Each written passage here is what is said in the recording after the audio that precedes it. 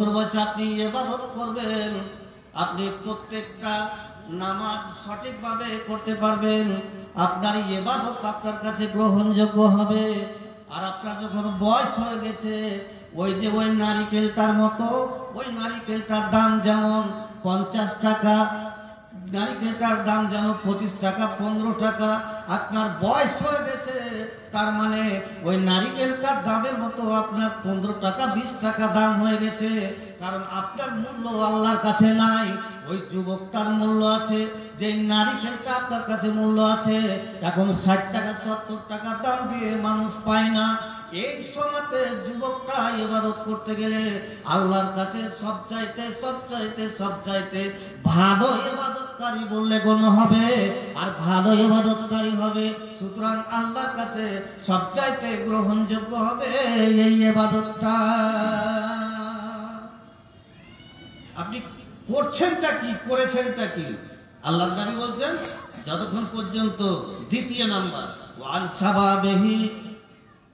সাবাবিহি ফিমা বলাও, যতক্ষণ পর্যন্ত তোমার যৌবনটা তুমি হিসাব না দিতে পারবে, ততক্ষণ পর্যন্ত তোমাকে জান্নাতে যেতে দেওয়া হবে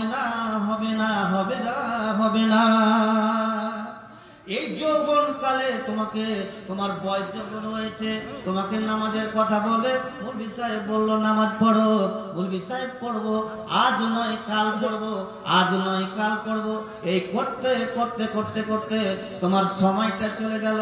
একদিন তোমার মওতটা এসে হাজির হয়ে গেল, নামাজ তুমি পড়তে পারলে না, সুতরাং তোমার কিছুই আর থাকলো না, তুমি চলে গেলে, তোমার যৌবন কালটাকে তুমি বরবাদ করে দিলে, তোমার যৌবন কালটাকে তুমি বরবাদ করে দিলে। নামাজের কথা যদি বলা হয়, নামাজ পড়বো। রোজার মাস যখন চলে আসে, রোজা করবো। রোজার মাস যখন চলে আসে, এই যে সামনে রমজান মাস, এই রমজান মাস কত লোকের যে বেমারি বাড়বে আল্লাহ পাক জানে ভালো করে। বেমারি বাড়বে, ওর বেমারি নাই, ওর বেমারি বেড়ে গেল। কিছু কিছু লোক কলমুর ডাঁটাকে সুন্দর করে বাঁটবে, আর বাইকে চাঁদের একটু চুল গোল করে কেটে নিবে, চাঁদের চুল কেটে দিয়ে লাগিয়ে দিবে, আর রাস্তা দিয়ে হাঁটবে, থর করে কাঁপবে। মুফতি সাহেব জিজ্ঞাসা করবে, কি হয়েছে, কেন এরকম করছেন? আর কত পারবো না মুফতি সাহেব, আর পারি না, মনে হয় বাঁচবো না, আর মরে যাবো। কেনে? সামনে রোজা চলে এসছে, রোজা করবে না, তার কারণে পাক্কা হারামি ও একদম। যে রোজা চলে এসছে, তার জন্য ওর বেমারি বেড়ে গেছে, তার জন্য ওর অসুখ বেড়ে গেছে, রোজা করবে না। আল্লাহ রাব্বুল আলামিন কি বলে, আল্লাহ পাকের নবী কি বলছেন, ওয়ান সাবাবিহি ফিমা আবলাও, যতক্ষণ পর্যন্ত তোমার এই যৌবন কি করেছো, হুঁকড়ে বেড়েছো রাস্তা, আইরামু করে বেড়েছো রাস্তা, তোমার রক্ত গরম ছিল, তোমাকে যখন নামাজের কথা বলেছে তখন তুমি নামাজ পড়োনি, তোমার যা ইচ্ছা তাই তুমি করেছো, তোমার যেটাই ইচ্ছা সেটাই তুমি করেছো, তোমার রক্ত গরম ছিল, ষাঁড়ের বেটা ষাঁড়, তুমি রাস্তা দিয়ে ঘুরছিলে, তুমি কাউরি কথা কর্ণপাত করছিলে না, কাউরি কথাই তুমি শুনছিলে না, তুমি এইভাবে চলছিলে ষাঁড়ের মতন, বুক ফুলিয়ে তুমি হাঁটছিলে, তুমি কাউরি কথা শুনছিলে। হবে তুমি মরো না, তারপর তোমার অবস্থাটা হবে, কি অবস্থাটা হবে তখন কথা চলবে, তখন তুমি টের পাবে তোমার অবস্থাটা কি হবে। আমি আপনাকে ফতোয়া দিতে আসিনি, আমি আপনাকে বুঝাতে এসেছি। আপনি কি করেছেন? আপনার বয়স হলো 21 বছর, 31 বছর, আপনাকে একটা হিসাব দিচ্ছি আপনাকে নামাজে। আপনার বয়স হলো 21 বছর, 31 বছর, 10 বছরে মুরু আওলাদুকুম বিসসালাতি ওয়া হুম আবনা সাবআ সিনিনা ওয়াজরিবুহুম আলাইহা ওয়া হুম আবনা 10 সিনিনা। 6 বছরে নামাজের হুকুম দাও, 10 বছরে ওকে নামাজের মানে মারতে তাকে নামাজ পড়তে নিয়ে যাও। 10 বছর বাদ দিয়ে দেন, 31 থেকে 10 বছর বাদ দিয়ে দেন, 21 বছর। আপনাকে একটা নামাজের হিসাব দিচ্ছি, আপনি কত নামাজ ছেড়েছেন, আপনি জবাবটা কি করে দেবেন? আপনি বাড়িতে গিয়ে ভালো করে আপনি চিন্তা ভাবনা করেন তো, যে আমি কি করে এসেছি, আপনি হিসাবটা কেমন করে দেবেন? আপনি কতদিন, নবী সাল্লাল্লাহু আলাইহি ওয়াসাল্লাম বলেছেন যে নামাজ এক ওয়াক্ত যদি কেউ যদি জেনে বুঝে যদি নামাজ ছাড়ে, নামাজ যদি ছেড়ে দেয় তার কত বছর তাকে জাহান্নামে জ্বলতে হবে। আর আল্লাহ পাকের দাবি তো বলেছেন মান তারাকা সালাতা মুতাআম্মিদান ফাকাদ কাফারা। যদি বুঝে সুঝে জেনে বুঝে কেউ যদি এক ওয়াক্ত যদি নামাজ যদি ছেড়ে দেয় তো ও কাফের। তাহলে আমরা কাফেরের সাথে বাস করছি। আমার বাড়িতে কাফের বসে আছে, আমি নামাজের কথা বলি না, আমি নামাজের কথা তাকে বলি না, ভাই নামাজ পড়তে চল, ছেলে নামাজ পড়তে চল, কাউকে আমি নামাজের কথা বলি না, নামাজের কথা বলতে পারি না। কেন নামাজের কথা আপনি বলতে পারবেন না? রক্ষক যদি ভক্ষক হয় কে করিবে রক্ষা, আপদ বিপদ হইতে শত্রু মিত্রের পরীক্ষা। যে রক্ষক সেই যদি ভক্ষক হয় তবে তো দেশটা ঠিক হবে না। আপনারা এখন শুনতে পাচ্ছেন বাবরি মসজিদ গেল, জ্ঞানব্যাপী মসজিদ গেল, আপনারা এখন বর্তমানে আদিনা মসজিদ নিয়ে চলছে। কার দুর্বলতা? আপনার আমার মধ্যে বেঈমান বাস করছে, তার কারণে আপনার মধ্যে আমার মধ্যে হারামখোর বাস করছে, তার কারণে নামাজ যদি কেউ যদি ছেড়ে দেয় তাকে আমরা কি বলি? বেনামাজি বলি। কথা বলেন, বেনামাজি বলি। আচ্ছা, যারা মদ খায় তারাকে কি বলি? তারাকে কি বলি?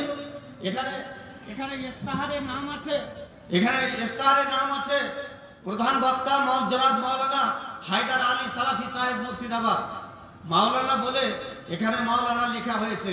একজন হাজি যদি হজ করে আসে তারপরে ওখানে হয়ে যাবে, ভালো করে শুনুন, ওখানে হয়ে যাবে হাজি আলহাজ উমুক। আচ্ছা, ও হজ করে এসছে বলে এখানে আলহাজ লিখা গেল, তো মদ খোর যে মসজিদের যে সেক্রেটারি আর মদ খোর যে মসজিদের জালসার সভাপতি, তা আপনি কে এখানে লিখেছেন? মদ খোর জনাব মদ খোর আবু বকর, জনাব মদ খোর রুস্তম আলী এই জালসার সভাপতিত্ব করবেন। নামাজের বেলায় আপনি ওকে বললেন বেনামাজি, আর সুদখোরের বেলায় বললেন সুদখোর, আর একটা মদখোরের বেলাতে আপনি বললেন না। তখন কি বললেন? জনাব আমাদের গ্রামে এখন বেঁচে আছে আকবর আলী নাম, একটা কথা বলে মসজিদে, প্রায় কথা বলতো কি যে মসজিদে নতুন ভিত তৈরি হবে, তো মসজিদের নতুন ভিত তৈরি হবে, ও গেছে। মসজিদ কমিটি বলছে দাঁড়াও, আজকে মসজিদের নতুন ভিত তৈরি হবে, তো তোমাদেরকে কিছু আলোচনা আছে। একজন ইঞ্জিনিয়ার, গরিবের ছেলে ইঞ্জিনিয়ার উঠে বলছে আমি একটা কথা বলবো জি। তো ওই সব কমিটি, যে মদখোর হারামখোর কমিটি আছে, সেই কমিটি উঠে বলছে কি বলবে? তার মানে ওর ঘরে ভাত নাই, তার কারণে ওকে বলতে দেবে না। ও একটা ইঞ্জিনিয়ার, কিন্তু মসজিদটা কিভাবে হবে এই ইঞ্জিনিয়ার জানে। আর এই মদখোর ওর বাপ 4-5টা ব্যাটা মিলে ওই বিলে আর লোক দিতে ঘুষ পাতলা করে কইছিলে, ওকে মসজিদে 4 হাত ধরে মসজিদে নামাজ পড়তে নিয়ে গেছে। কোন রকম ঘুষ আসছে, উঠে কইছে আমি একটা কথা কহব যে সব মসজিদের লোক তখন কইছে বৈশো জি বৈশো অমুক জন একটা কথা বলবে। আহা, এই করে গেছেন আপনি, এই করে গেছেন আপনি না। আপনার আল্লাহ বললেন যে আমাকে দেখে ভয় করো, তা আপনি কাকে দেখে ভয় করলেন? যে ওর টাকা আছে, মদখোর, গরুর পায়খানাতে, মানুষের পায়খানাতে শুয়েছিল, ও কোন রকম উঠে এসে ওকে মসজিদের ওকে মানে প্রথম কাতারে ওকে হাজির করে দিলেন। কেন করলেন? টাকা আছে তার কারণে। আজকে দুনিয়াটা বাস্তবতা হচ্ছে তাই। আপনার ঘরে যদি টাকা আছে তবে আপনার সাথে লোক আছে, আপনার সাথে নাই। এই কদিন আগে একটা ঘটনা দেখলাম, এই আপনার আড়ালিয়া জালসাতে গিয়ে দেখলাম ছেলের বয়স হচ্ছে 60 বছর বয়স, ছেলের বয়স, মার বয়স হচ্ছে 70-75। আহা, ছেলের বয়স 60, মার বয়স হচ্ছে 75। ছেলে অন্ধ, তুলিয়ে খাওয়াচ্ছে, পেশাব পায়খানা করছে 70-75 বছরের মা, ছেলেকে খাওয়াচ্ছে, গোসল করে দিচ্ছে, কেউ দেখার নাই। রাস্তা দিয়ে যাচ্ছে, 10 টাকা কেউ বের করে দেয় না। আল্লাহ রাব্বুল আলামিন বলবেন বান্দারে আমি ভুখা ছিলাম, আমাকে দিয়েছিলে, খেতে দিয়েছিলে? তো বান্দা বলবে, আল্লাহ তুমি কেমন ভুখা ছিলে, আমি কি করে জানবো? কই তোমাকে তো দেখিনি, তুমি ফের ভুখা থাকো? বলছে তোমার বাড়ির পাশের অমুক লোকটা ভুখা ছিল, তুমি যদি তাকে খাবার দিতে আমাকে খাবার দেওয়া হয়ে যেত, কিন্তু তাকে খাবার দেওয়া নেই। আপনি চিন্তা করুন তো কি করছেন? মানুষের সাথে বিবাদ নিয়ে আপনি মরে আছেন, বিবাদ নিয়ে আপনি ফেসে আছেন।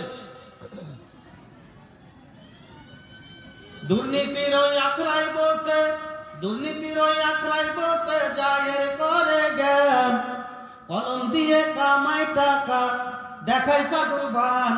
ওরা শিক্ষিত শয়তান, ওরা শিক্ষিত শয়তান, ওরা শিক্ষিত শয়তান, ওরা শিক্ষিত